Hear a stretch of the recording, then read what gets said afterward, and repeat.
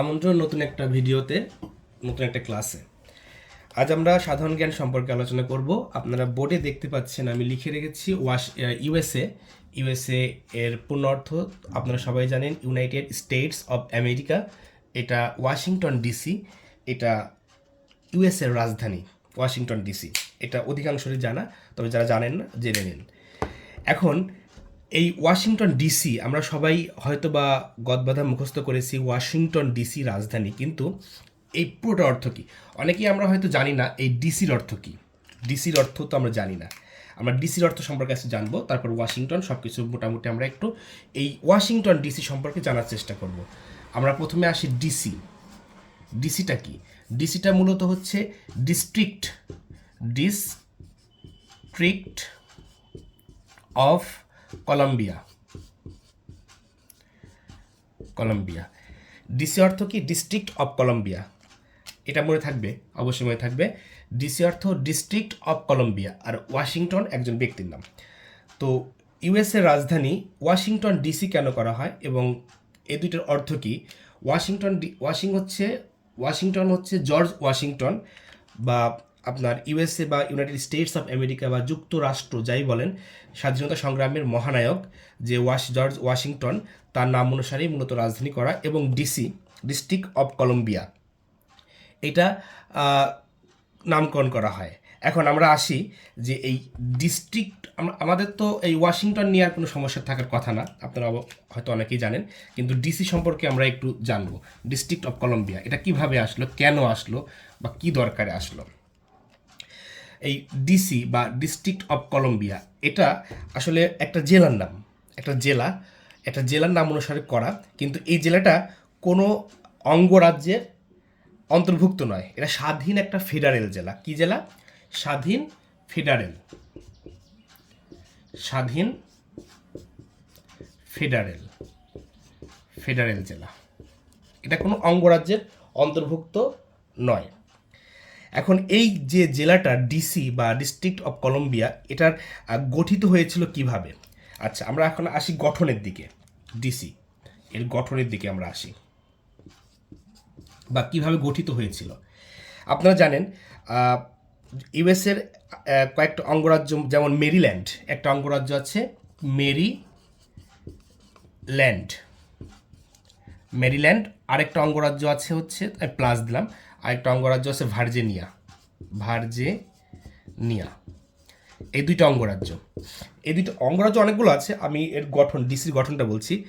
এই মেরিল্যান্ড এবং ভার্জিনিয়া এই দুইটা অঙ্গরাজ্যের কিছু অংশ নিয়ে, আমি বলছি না পুরোটা, কিছু অংশ নিয়ে, থাকে না যে ধরেন এটা হচ্ছে আপনার মেরিল্যান্ড, এটা ভার্জিনিয়া, এই দুইটার কিছু একটা অংশ নিয়ে আপনার এই কলম্বিয়া বা ডিস্ট্রিক্ট অফ কলম্বিয়া গঠিত হয়েছে।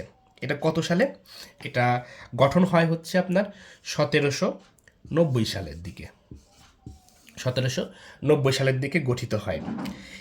এই অঞ্চলটা মূলত আপনার একটা প্রশাসনিক কাজে ব্যবহার করা হতো, এবং এটা পোটোম্যাক নদীর তীরে অবস্থিত। এই মেরিল্যান্ড এবং ভার্জিনিয়া যে অঙ্গরাজ্য, এই অঙ্গরাজ্যের পাশেই একটা নদী আছে, তার নাম হচ্ছে পোটোম্যাক। কি নাম?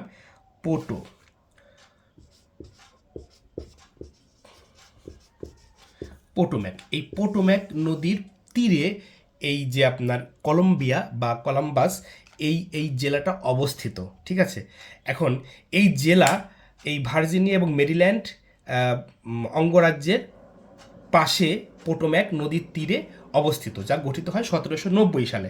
এখন আপনার মনে প্রশ্ন জাগতে পারে যে ওইখানে একটা নাম তো আছে, কিন্তু সেটা কলম্বাস বা কলম্বিয়া কেন হইল?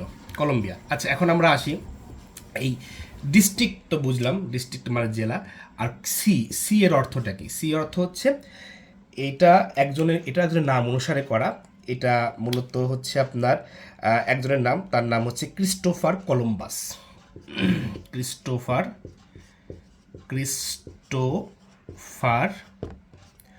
Columbus, Columbus.